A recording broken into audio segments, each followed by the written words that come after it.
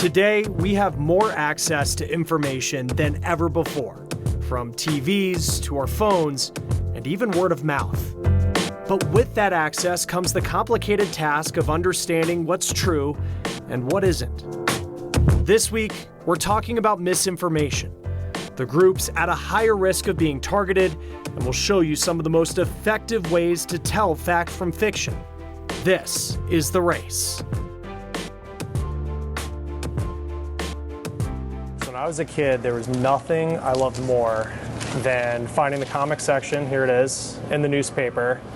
Things are a little different these days, obviously, with our phones and the internet, but comics have played a really important role in making people laugh for a long time, and many of them also carry a lot of important meaning, especially when you think of political cartoons. And we're here in LA because we're going to meet with someone who is an icon when it comes to political cartooning and talk to him about how his work is helping in the fight against misinformation in the Latino community.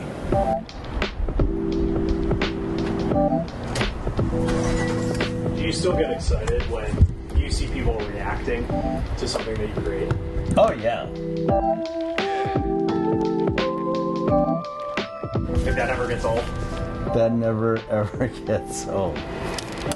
Well, let's try a new one. This tiny office Lalo Alcaraz brought me to is where he sends a loud message. I just try to get people to think critically. Using barely any words.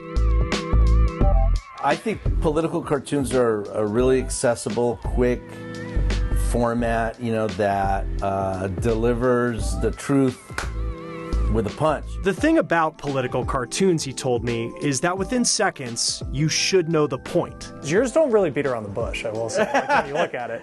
Bluntness, that's what makes my cartoons different. The royal funeral coverage was drowning out everything only for the last 10 days, and then suddenly Puerto Rico was going through their thing again with Hurricane Fiona. Then this popped in my head of the Queen, the crown literally blocking the picture, and I was like, there's the simple, elegant idea. For many of you, Lalo may need no introduction. Like I clip them out because, newsprint, man, before it goes out of existence. He's a Pulitzer Prize nominated cartoonist whose daily comic strip, La Cucaracha, is the first nationally syndicated Latino political cartoon. The strip is about a group of friends. It's basically me and my friends when we were 25, like we got out of college. And it's just us living life and living the politics of the day.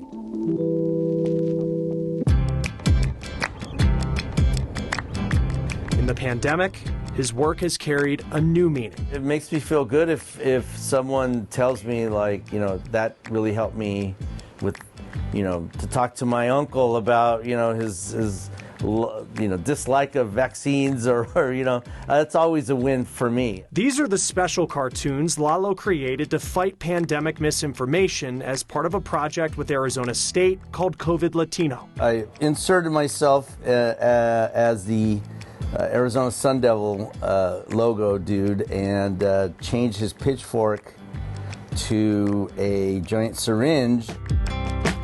The Latino community's high reliance on social media for news is a reason why groups like Nielsen say they're at a higher risk for misinformation. It's not because we're not smart people. We're good people, we're smart. And as Lalo animated special for this story, nonprofit Avaz, which studies misinformation, found posts with misinformation in Spanish on Facebook are far less likely to be flagged compared to posts in English. I think we're all responsible for our communities. We can't expect people come in and fix things for us. Facebook has promised to do more to fact-check Spanish posts on its platform. But as we head closer to the midterm elections, Lalo's message in both cartoon and voice is to be educated. The information's out there, you gotta look at it, Use the coco that God gave you. That's an old thing that my mom used to say.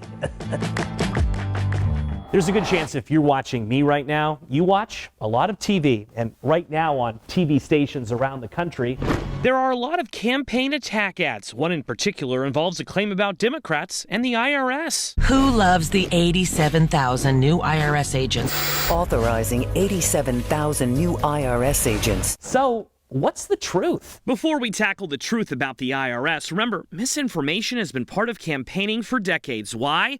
Because it's allowed to exist, even though this station would get fined and I would most likely be fired. Will impact Congress. If I ever started cursing on TV, a politician could purposely lie in an attack ad because the FCC, the Federal Communication Commission, does not regulate the truth in political commercials. In fact, according to the Communications Act of 1934, broadcasters have no power of censorship over any legally qualified candidate.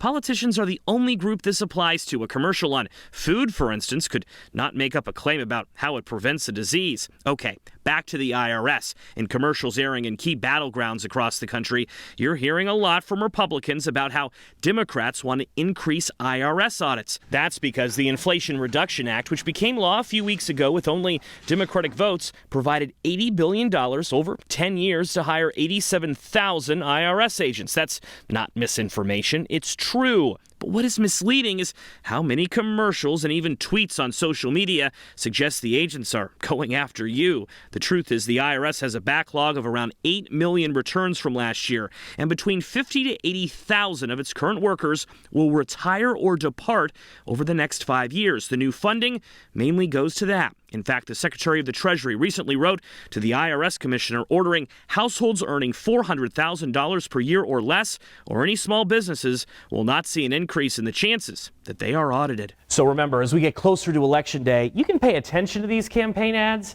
but take their claims with a grain of salt. I'm Joe St. George reporting.